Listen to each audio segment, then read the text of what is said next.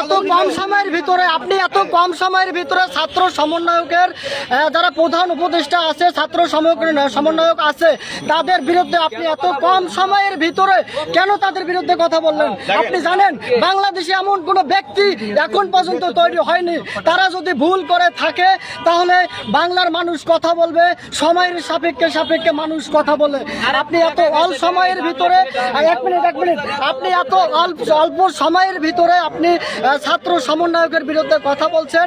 এজন্য আমি আপনাকে এক নম্বরে প্রশ্ন করবো, টোটালি আপনার পরিচয়টা আগে বলেন, তারপরে আমাদের এখানে সাংবাদিক ভাইরা আছে, বিভিন্ন প্রশ্ন করবে, বিভিন্ন প্রশ্নের উত্তর দিয়ে আপনি চলে যাবেন। আমার নাম সাইফুদ্দিন আবুল, আমি একটা ঘড়ি ব্যবসা করি।